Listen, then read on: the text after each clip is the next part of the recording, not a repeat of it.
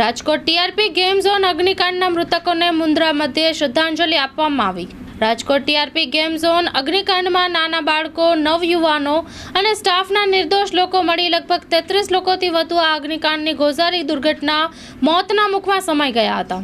આ ઘટનામાં મરણ જનાર મૃતકોને ડોક્ટર બાબા સાહેબ આંબેડકર સર્કલ મુન્દ્રા ખાતે સામાજિક એકતા મંચ અને ફ્લાયવિંગ ફાઉન્ડેશન વતી શ્રદ્ધાંજલિ કાર્યક્રમ રાખવામાં આવેલ, જેમાં ટીઆરપી ગેમ ઝોનની અગ્નિકાંડની ગોઝારી દુર્ઘટનામાં મરણ પામનાર મૃતકોની આત્માની શાંતિ માટે 2 મિનિટનો મૌન પાડી અને એમની આત્માને શાંતિ મળે તેમજ આ દુર્ઘટનામાં ઘાયલ થયેલ લોકો જલ્દી સ્વસ્થ થાય એ માટે કામનાઓ કરવામાં આવી હતી।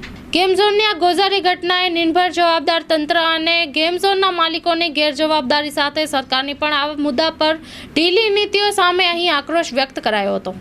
શ્રદ્ધાંજલિ કાર્યક્રમમાં પશ્ચિમ કચ્છ જિલ્લા આમ આદમી પાર્ટીના સંજય બાપટ, સામાજિક એકતા મંચના સંસ્થાપક હરેશ મોથારિયા, ભરત પાતારિયા, ગજેન્દ્રસિંહ જાડેજા, વિજેન્દ્રસિંહ જાડેજા, દેવેન્દ્રસિંહ જાડેજા, ભરતભાઈ ધેડા, સતીશભાઈ રાવલ, હરેશગર ગોસ્વામી, ભગુભા જાડેજા, કુલદીપસિંહ જાડેજા, વિજયસિંહ સોઢા, અનિરુદ્ધસિંહ જાડેજા, કુલદીપસિંહ જાડેજા, બળવંતસિંહ મેર, બાબુલાલભાઈ સોંધરા, ગોવિંદસિંહ સહિત ફ્લાયવિંગ ફાઉન્ડેશન, સામાજિક એકતા મંચના કાર્યકરો સાથે સામાજિક અને રાજકીય પદાધિકારીઓ તેમજ વિવિધ સંસ્થાઓના અગ્રણીઓ, લોકો અને શહેરીજનો ઉપસ્થિત રહ્યા હતા।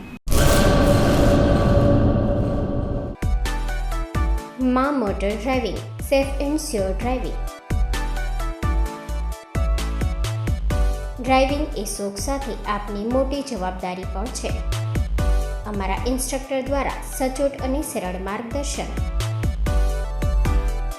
આપની રોજની તાલીમની માહિતી મેળવીને શું અધુરાશ છે એના ઉપર પૂરું ફોકસ કરાય છે।